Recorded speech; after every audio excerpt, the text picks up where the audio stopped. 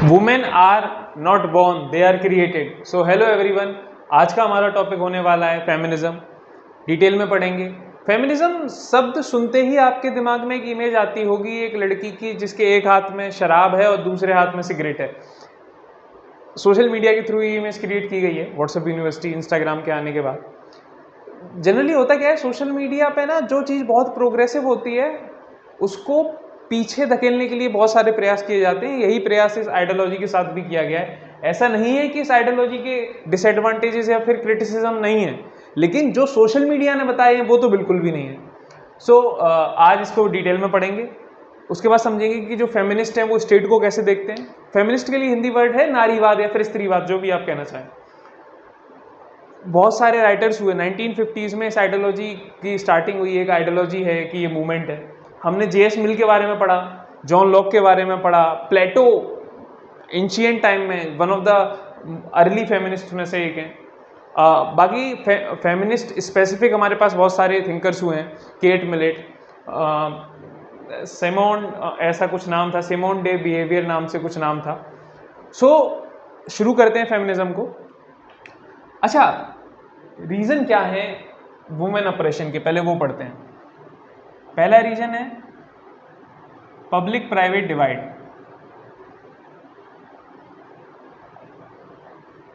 Second one, एक एक करके समझेंगे डिटेल में, equality and differences.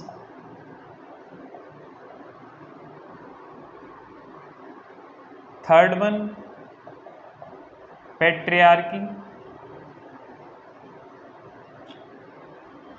Fourth one is what, sex and gender, most important. वैसे तो ये सारे इंपॉर्टेंट है, एक एक करके समझने की कोशिश करेंगे।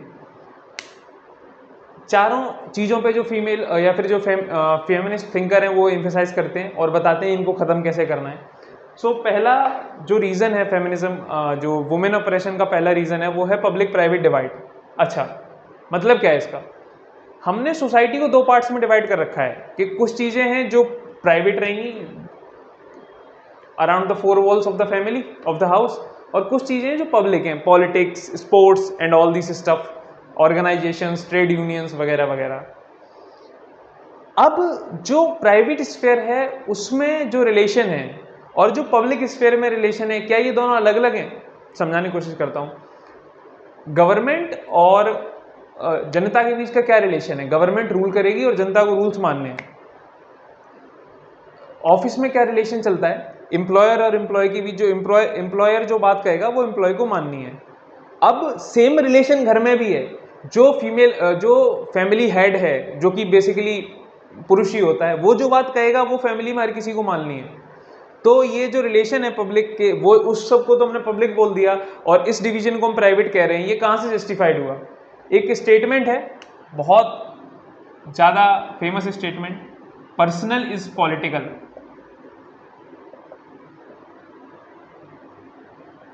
मतलब सेम रिलेशन ही तो चल रहा है, जो पब्लिक लेवल पे चल रहा है गवर्नमेंट और जनता के बीच, वही तो घर में चल रहा है फैमिली हेड और फैमिली के बाकी मेंबर्स के बीच, चाहे वो वुमेन हो चाहे वो चिल्ड्रन हो। अनक्वेश्चनेबल अथॉरिटी बेसिकली क्रिएट करने की कोशिश की जाती है। ये जो पब्लिक प्राइवेट डिवाइड है ना, this is one of the reason for feminism, for women oppression, sorry.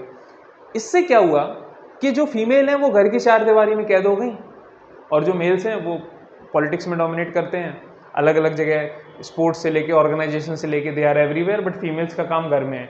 और इस जो वो घर में काम कर रही हैं, इसको आर्ट के थ्रू, लिटरेचर के थ्रू एकदम महान बता के साबित किया गया है। जैसे कि अब तो खैर कम हो गया है, पहले के ज़माने में मेरे हिसाब से जो जितना मैं पढ़ा है हिस्ट्री वगैरह को, और अभी भी गाँव में जाके देखोगे तो जो पुरुष की छवि आती है हमारे दिमाग में कि एक अच्छा पुरुष कैसा है, वो एक नौकरी करता हुआ इंसान जो घर में घर को संभाल रहा है। और एक अच्छी महिला की जो इमेज आती है वो ये आती है कि वो घर में खाना अच्छा बना रही है, वो बहुत अच्छी मदर है, वो बहुत सबकी केयर अच्छे से कर रही है।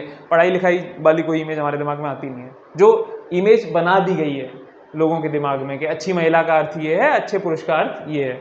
तो this is because of public private divide. ठीक है, अब अगला reason, equality and differences. Actually जो फेमिनिस्ट राइटर हैं, इसको बाद में पढ़ेंगे, पहले पैट्रियार्की और सेक्स एंड जेंडर पढ़ते हैं, क्योंकि अभी आपको समझ आएगा, नहीं तो दिक्कत हो जाएगी समझने में। पैट्रियार्की क्या है? पितृसत्ता हिंदी में जिसको बोलते हैं, कि जो फैमिली का हेड होगा वो पुरुष होगा और जो प्रॉपर्टी ट्रांसफर होगी वो बेटे को होगी, ना कि बेटी को। ये जो तरीका है कि फैमिली का हेड सिर्फ पुरुष होगा, this is one of the reason for the dominance of male over female. जो पुरुष है वो हर चीज़ डिसाइड करेगा, चाहे स्त्री को कपड़े कैसे पहनने हैं, स्त्री को क्या करना चाहिए, चाहे वो खुद अपने बारे में कुछ भी ना जानता हो, वो बिल्कुल बिल्कुल घटिया स्तर का इंसान है, लेकिन वो सारे डिसीजन वही लेगा। तो patriarchy is one of the most important reason for the women oppression. अगला जो रीजन है that is sex and gender. जो सेक्स है ना वो बायोलॉजिकल है, कि पुरुष और महिला, मेल और फीमेल, ये बायोलॉजिकल है अकॉर्डिंग टू फेमिनिस्ट। जो जेंडर है वो सोसाइटी ने क्रिएट किया है, कि एक महिला है तो वो ये चीज़ करेगी, एक पुरुष है तो उसको ये सब करना है टू बिकम सक्सेसफुल या फिर to be considered as successful. Simone de Beauvoir की किताब है द सेकंड सेक्स, उसमें वो लिखती हैं कि women are created, they are not born. और ये जो जेंडर आइडेंटिटी है ना, ये बहुत खतरनाक है। कभी कभी तो मैंने ऐसा देखा है कि ये आप लोगों को पता भी नहीं होता, आप लोग अपनी मर्जी समझ के वो काम कर रहे होते हैं जो सोसाइटी आपसे करवाना चाहती है। और सोसाइटी ने जो फीमेल की इमेज बनाई है वो आपको बड़े बड़े कॉलेजेस में, बड़ी बड़ी एडुकेटेड वुमेन में भी वही इमेज दिख जाएगी कि वो वही चीज़ें फॉलो कर रही हैं। क्या है फीमेल अकॉर्डिंग टू सोसाइटी? आदर्श महिला क्या है? जो दिखने में बहुत सुंदर हो और जो कि घर की चार दीवारों में रहे, जो कि बाहर ना निकले। अब इसमें ये जो सुंदरता वाला फैक्टर है ना, ये आपको बहुत बहुत कामयाब महिलाओं में भी दिख जाएगा, उनको बचपन से बताया गया है। एक रिसर्च है कि इंडिया में जो कॉस्मेटिक्स हैं वो मैक्सिमम कॉस्मेटिक्स महिलाएं खरीदती हैं, जो मेकअप का सामान है, और जो स्पोर्ट्स का सामान है वो सारे के सारे पुरुष खरीदते हैं। अब मैं इस चीज़ पे कुछ बोलूँगा तो कुछ महिलाएं ऐसा कहेंगी कि ये तो हमारी मर्जी है। नहीं नहीं, आपकी मर्जी नहीं है, ये चीज़ आप पे इम्पोज की गई है। मर्जी होती तो मैं इस चीज़ में नहीं बोलता। अगर मर्जी होती तो आप शायद, इस बात की संभावना बहुत है कि आप स्पोर्ट्स के सामान ज़्यादा खरीद रही होती कंपेयर टू दीज मेकअप्स, क्योंकि जो आपने सामान खरीदा है इसमें आपकी जो कॉन्शियसनेस है वो दूसरे से गाइडेड है, कि दूसरा मुझे देख के कहेगा कि मैं सुंदर दिख रही हूँ। और जो स्पोर्ट्स का सामान है इसमें कॉन्शियसनेस खुद है, क्योंकि हम खेलेंगे, हमें खुद को हैप्पीनेस फील होगी, हमें खुद को प्लेजर मिलेगा, खुद को सुकून मिलेगा खेलने के बाद। तो जो ये जेंडर डिवाइड है ना, ये अलग अलग तरीके से देखने को मिल जाता है, और कभी कभी तो पढ़ाई लिखाई में बहुत बड़ी बाधा बन जाता है ये। एक एग्जांपल के तौर पे समझिए, दो लड़कियां हैं, एक दिखने में बहुत साधारण है और एक दिखने में बहुत अच्छी है। दोनों ही एक सिमिलर कॉम्पिटिटिव एग्जाम की तैयारी कर रही हैं।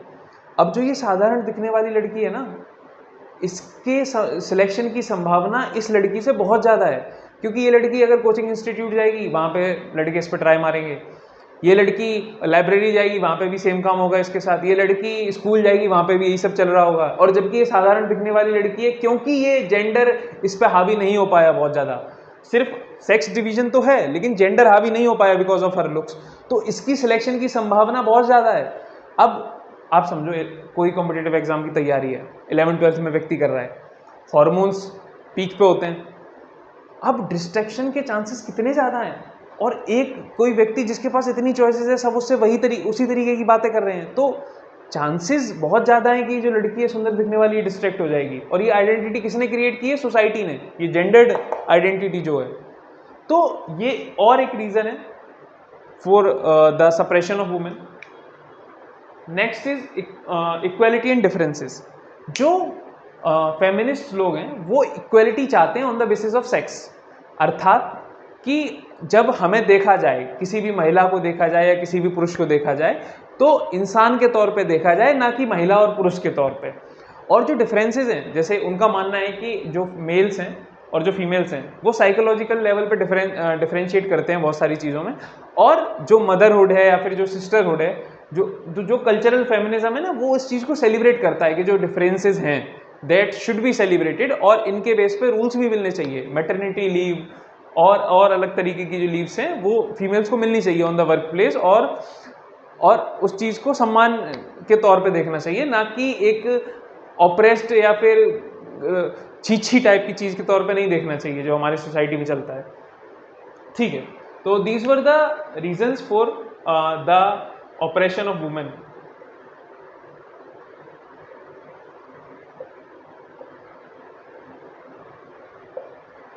अब जितनी भी आइडियोलॉजीज हमने पढ़ी हैं अभी तक, चाहे वो सोशलिज्म पढ़ी हो, चाहे वो लिबरलिज्म पढ़ी हो, चाहे वो मार्क्सिज्म पढ़ी हो, ये सब अपनी अलग अलग थ्योरी देते हैं फेमिनिज्म से रिलेटेड। अब एक एक करके इन सारी थ्योरीज को पढ़ते हैं कि क्या कहा जाता है बेसिकली इन थ्योरीज में।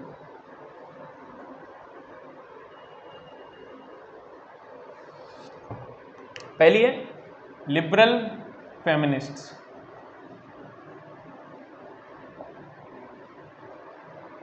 लिबरलिज्म हमने पढ़ा, आपको आपने समझा होगा कि लिबरल्स ऐसा सोचते हैं कि जो बेसिक फीचर्स थे लिबरलिज्म के कि individual freedom, rationality, public private sphere, these were the features of liberalism. तो ऐसे ही इन्हीं फीचर्स को बेस मानते हुए ये फेमिनिज्म की थ्योरी देते हैं, और ये पहली वेव थी फेमिनिज्म की, फर्स्ट वेव ऑफ फेमिनिज्म।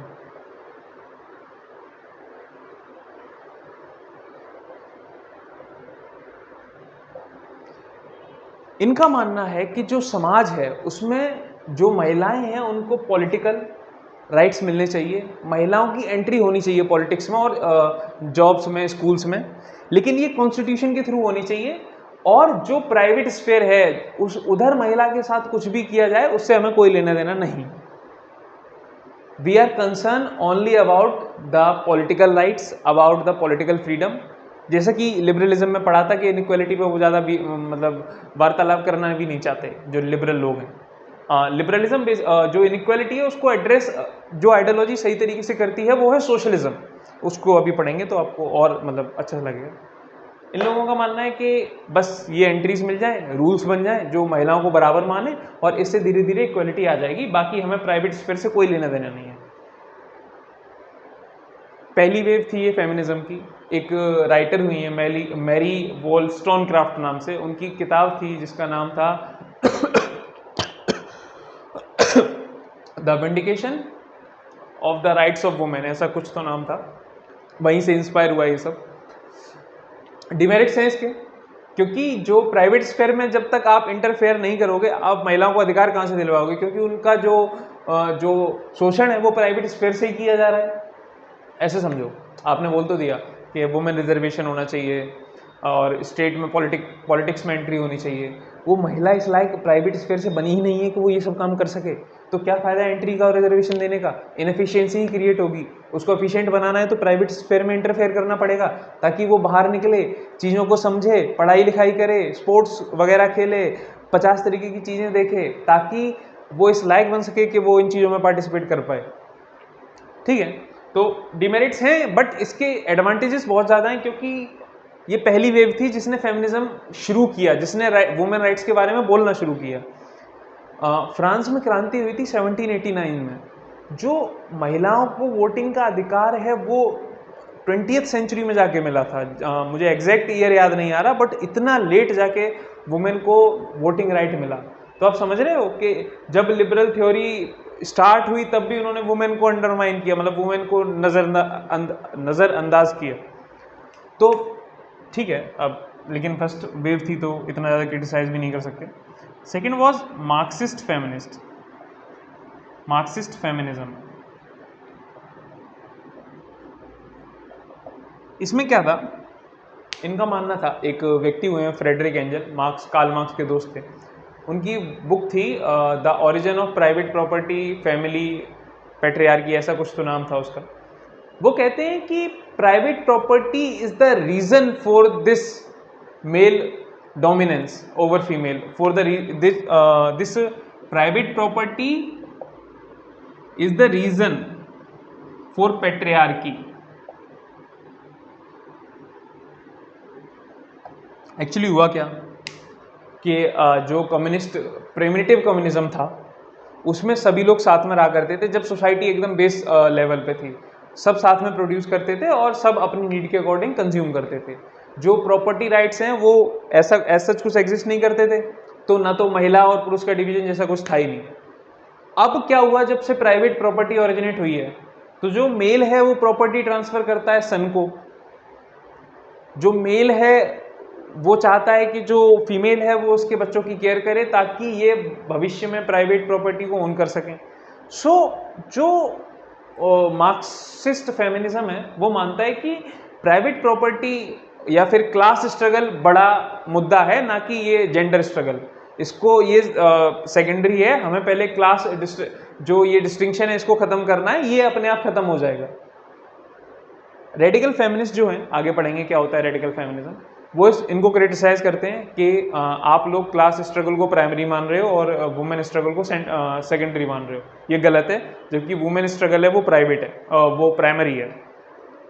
ठीक है, तो this was about Marxist feminism. जैसा कि हम लोगों ने देखा है कि एक बहुत बड़ा क्रिटिसिज्म है मार्क्सवाद का कि ये हर चीज़ की जो प्रॉब्लम मानता है ना कि ऐसा क्यों हुआ, ये प्राइवेट प्रॉपर्टी पे बात लाके पटक देता है कि ये ना तो सोशल फैक्टर कंसीडर करता, ना ही रिलीजियस फैक्टर कंसीडर करता, और इनसे पूछोगे तो ये बोल देंगे कि ये भी बिकॉज ऑफ प्राइवेट प्रॉपर्टी है, कि जो कुछ भी हो रहा है बिकॉज ऑफ प्राइवेट प्रॉपर्टी।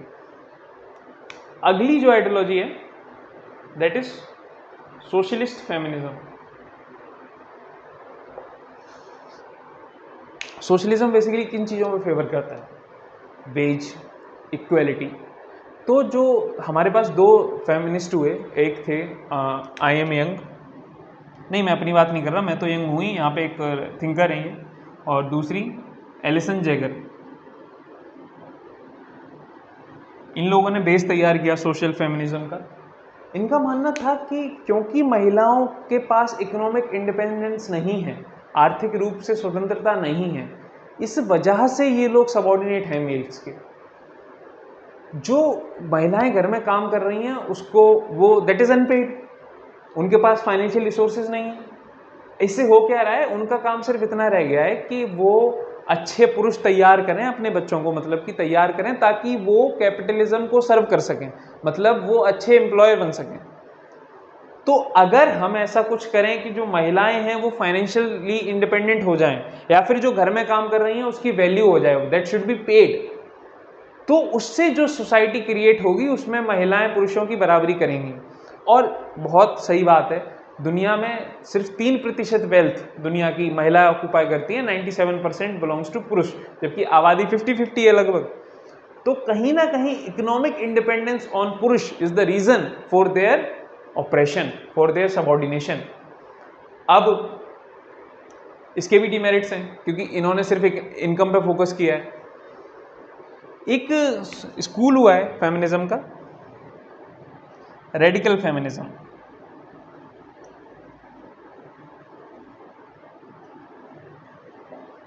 अच्छा, जो सोशल फेमिनिस्ट है इनका मानना है कि जो मार्क्सिज्म है वो अंधा है, क्योंकि उसको हर चीज़ जो दिखाई देती है वो प्राइवेट प्रॉपर्टी दिखाई देती है, उनको दिखाई नहीं दे रहा कि जो महिलाएं हैं वो भी सप्रेस की जा रही हैं अलग अलग तरीके से।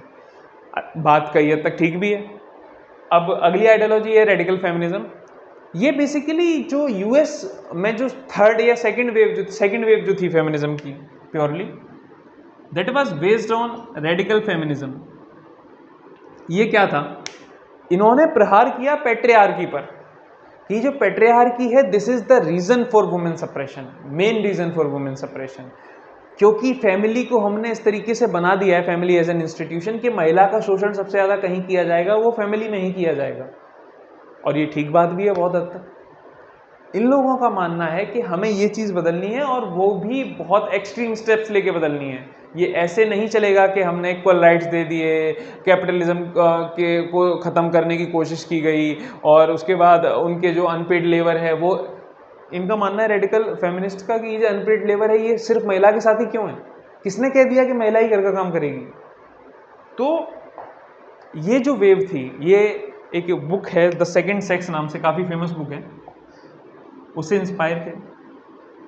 इसकी मेजर फिलॉसफी जो मिलती है वो मिलती है सेकंड सेक्स बुक में। तो उनका मानना था कि हमें अगर महिलाओं को बराबर रखना है तो जो महिलाओं की जो आइडेंटिटी है, जो डिफरेंसेस हैं, दैट इज साइकोलॉजिकल डिफरेंसेस या फिर जो बायोलॉजिकल डिफरेंसेस हैं, they should be celebrated, and जो राइट्स हैं वो बराबर मिलने चाहिए at private institution at bell as well. Private institution means family. ठीक है, अब ये सारी आइडियोलॉजीज थी अलग अलग तरीके की। अभी जो लेटेस्ट आया, अभी तक इन्वायरमेंट इसमें कहीं भी इन्वॉल्व नहीं हुआ था, इन्वायरमेंट की कोई बातचीत हुई नहीं थी। 1974 में एक व्यक्ति, मैं नाम भूल गया, उन्होंने वर्ड कोट किया, इको फेमिनिज्म।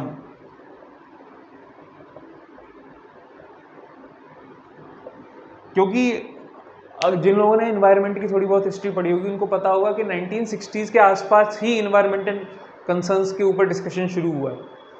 तो इको फेमिनिज्म का अर्थ है कि जो सोच है ना पैट्रियार्की की, इसने इंडस्ट्रियलाइजेशन किया, इसने इन्वायरमेंट को एक्सप्लॉइट किया और same is responsible for women exploitation. इनका मानना है, इको फेमिनिज्म कहता है कि जो वुमेन है वो पहली विक्टिम है इकोनॉमिक एक्सप्लॉइटेशन की, क्योंकि जो सोच नेचर को सबऑर्डिनेट कर रही है वही सोच इकोनॉमिक एक्सप्लॉइटेशन और इन्वायरमेंटल एक्सप्लॉइटेशन और वुमेन सप्रेशन के लिए रिस्पॉन्सिबल है। अब ये चीज़ ठीक कैसे होगी?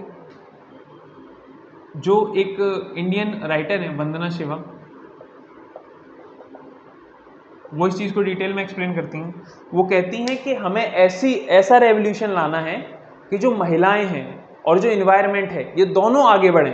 मतलब हमें जो मेल और फीमेल का रिलेशन है वो तो बराबर करना ही है, मेल एंड फीमेल। हमें ह्यूमन और नेचर के रिलेशन को भी ठीक करना है, और वो तभी ठीक होगा जब वुमेन एम्पावर्ड होंगी। पूरी दुनिया में देखा जाता है जो महिलाएं हैं वो औसत एवरेज जो मीट कंजम्पशन है वो पुरुषों से कम करती हैं। अब सोचो एक ऐसा समाज बने जिसमें महिलाओं के पास ताकत ज़्यादा हो, क्राइम्स बहुत कम होंगे, ये जो वायलेंस है ये हर तरीके से कम हो जाएगा, क्योंकि महिला का बेसिक कैरेक्टर ऐसा नहीं है जो इतना ज़्यादा वायलेंस करे। उसका रीजंस हो सकते हैं कि बचपन से उनको ऐसा बना दिया गया है कि वो वायलेंस करने के लायक ही नहीं रहती, बट साइकोलॉजिकल लेवल पे ये डिफरेंस है। जो पुरुष है वो ज़्यादा वायलेंट है कंपेयर टू अ फीमेल। अगर हम ऐसा कर दें कि नेचर भी हम बचा सकें, महिलाओं को भी हम बराबर अधिकार दे सकें, तो ये कितना अच्छा होगा। वंदना शिवा का मानना है कि जो महिलाओं की जो कैरेक्टरिस्टिक्स हैं, चाहे वो नर्चरिंग का हो, चाहे वो संभालने का हो चीज़ों को, चाहे वो केयर करने का हो, ये जो बेसिक कैरेक्टर है ना ये हेल्प करेंगे एनवायरनमेंट को बचाने में। सो रेवोल्यूशन, जब ऐसा रेवोल्यूशन आएगा ना कि महिलाओं के पास बराबर अधिकार होंगे, तो हमारा पर्यावरण भी बचेगा हर तरीके से। Economic feminism is one of the finest thing that can ever exist. अब एक और वर्ड है ब्लैक फेमिनिज्म।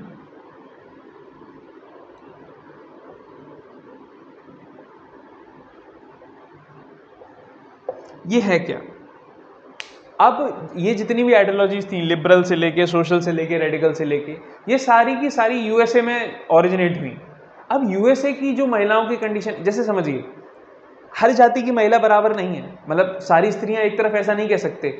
जो काइंड ऑफ एक्सप्लॉइटेशन है वो जाति के साथ साथ इंक्रीज होगा, कि जो सबसे पिछड़ी जाति की होगी हो सकता है सबसे ज़्यादा एक्सप्लॉइट उसे, ऊपर जाति में तो हो सकता है एक्सप्लॉइटेशन सिर्फ उसके घर वालों द्वारा किया जा रहा हो, लेकिन जो निचली जाति की महिला है उसको पता लगे घर वाले तो कर ही रहे हैं। ऐसा बहुत बार देखा गया है कि जाति के नाम पर महिलाओं को ज़्यादा शोषण होता है अपर कास्ट के द्वारा लोअर कास्ट की महिलाओं का, और उसको ऐसे देख लिया जाता है कि छी ये तो बनी ही इसलिए, ऐसे बोल देते हैं लोग। तो सेम चीज़ कि जो ब्लैक फेमिनिज्म है वो कहता है ये सारे के सारे मूवमेंट्स जो है ना ये अमेरिका पे सूट करते हैं, हमारे लिए बहुत ज़्यादा कारगर साबित होंगे ऐसा ज़रूरी नहीं। कारीगर गलती से निकल गया मुझे, प्रोनाउंसिएशन थोड़ा फ्लक्चुएट हो जाता है कभी कभी। तो जो ब्लैक फेमिनिज्म है उनका मानना है कि हमें एक अलग तरीके का मूवमेंट चाहिए, हमारा सप्रेशन अलग है compare to the white females और द कॉलेज गोइंग गर्ल्स। ये जो रेडिकल फेमिनिज्म है ना, ये जो लेके आए थे ना वो वाइट मिडिल क्लास जो फीमेल्स हैं उनके लिए ये रेलिवेंट था अकॉर्डिंग टू ब्लैक फेमिनिज्म। हमें कुछ और चाहिए, हमारे लिए अलग तरीके से इक्वलिटी लाने के लिए पूरा प्रोसेस होगा। तो this was all about black feminism. और जो इकोनॉमिक फेमिनिज्म है वो मैंने आपको बता ही दिया, इको फेमिनिज्म जिसको बोलते हैं, इकोनॉमिक नहीं, हाँ इन्वायरमेंटल फ्रेंडली इको फेमिनिज्म। तो this was all about feminism. अब फेमिनिस्ट लोग जो हैं वो स्टेट को कैसे देखते हैं, थोड़ा ये डिस्कस कर लेते हैं।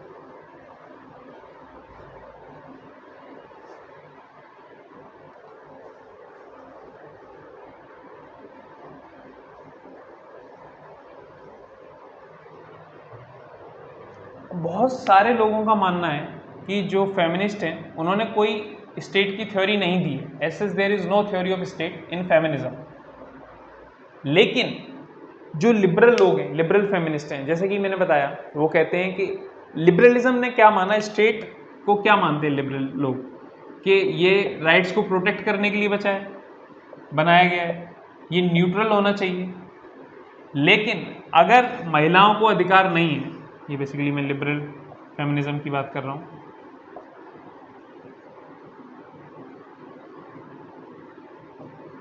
महिलाओं को अधिकार नहीं है तो ये बायस्ड हो गया है। इसको न्यूट्रल होने के लिए महिलाओं को बराबर अधिकार देने पड़ेंगे। अभी हम पढ़ेंगे आईआर, इंटरनेशनल रिलेशन, उसमें जो आएगा ना फेमिनिस्ट थ्योरी ऑफ आईआर, वहाँ पे आपको थोड़ा और मतलब एक वाइड एंगल मिलेगा कि जो फेमिनिस्ट हैं वो इंटरनेशनल रिलेशंस को कैसे देखते हैं। ऑब्वियस है कि वहाँ पे स्टेट का रोल बहुत ज़्यादा है, तो वो स्टेट को कैसे देखते हैं वहाँ पे हमें डिटेल में पढ़ना है ये सब। ठीक है, अब समझिए, जो फेमिनिज्म एज एन आइडियोलॉजी है, बहुत लोगों का मानना है ये खत्म हो चुकी है। जब तक महिलाओं को बराबर अधिकार नहीं मिलेंगे ये आइडियोलॉजी खत्म नहीं होगी। फैक्ट की बात क्या है, जितने भी रूल्स बने हैं हमारे समाज में, जो वुमेन सबसे ज़्यादा ऑपरेशन फेस कर रही हैं, वो उन रूल्स को कभी यूज़ ही नहीं कर पाती टू रेज हर वॉइस। होता क्या है कि जो एक रिपोर्ट है कि जो ये रेप केसेस हैं, डोमेस्टिक वायलेंस है, नॉट रेप केसेस, जो डोमेस्टिक वायलेंस है उसके जो मैक्सिमम केस हैं वो फेक होते हैं, जो एलिगेशंस लगाए जाते हैं वो फेक होते हैं। जबकि domestic violence is one of the major problem of India था, खास करके हरियाणा, राजस्थान और पश्चिमी उत्तर प्रदेश के एरिया में। बात क्या है कि जिनके अगेंस्ट डोमेस्टिक वायलेंस हो रहा है वो इस लायक है ही नहीं कि वो केस कर सके। जिनके अगेंस्ट नहीं हो रहा वो टू एक्सप्लॉइट देयर हस्बैंड और to the family of husband वो ये तरीके यूज करती हैं।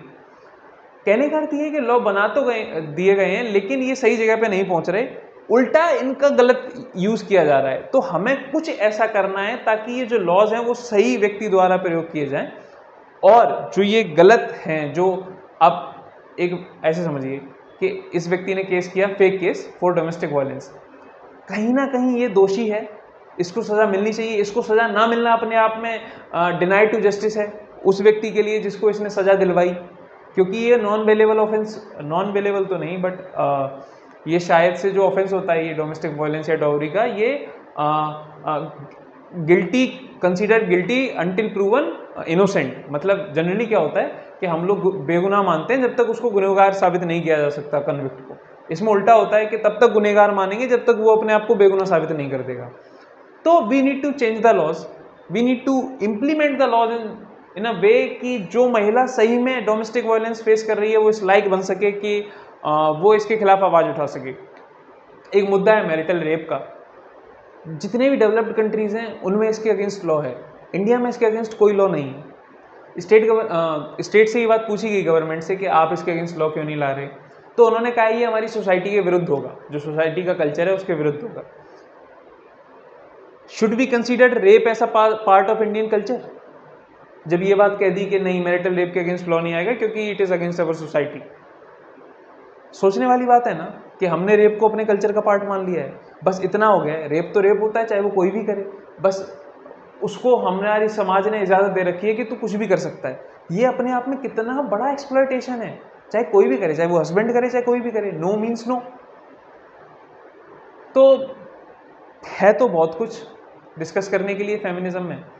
अब एक चीज़ और है जो मैंने नोटिस करी, एक महिला थी 50 साल की उम्र रही होगी उनकी, वो प्रोफेसर थी और उनका जो एरिया था वो ये फेमिनिज्म ही था डिस्कशन का। वो कहती हैं कि किसी व्यक्ति से कह रही थी कि तुम्हें तमीज़ नहीं है औरत से बात करने की, औरत से बात करने की। जो फेमिनिज्म आइडियोलॉजी है उसका काम था कि व्यक्ति जो देखा जाए वो इंसान के तौर पे देखा जाए, ना कि महिला और पुरुष के तौर पे। जबकि इससे हुआ क्या है कि महिला और हाइपर सेक्सुअलाइज होकर निकली हो। तो कहीं ना कहीं we have to look into it and we have to reconsider it कि हमारा काम है इंसान बनना, हमारा काम है कॉन्शियसनेस बनना, चेतना बनना, ना कि और ज़्यादा हाइपर सेक्सुअलाइज हो जाना। So this was all about feminism. Next video में we are going to discuss most probably post colonial theory of state. तब तक के लिए बाय बाय।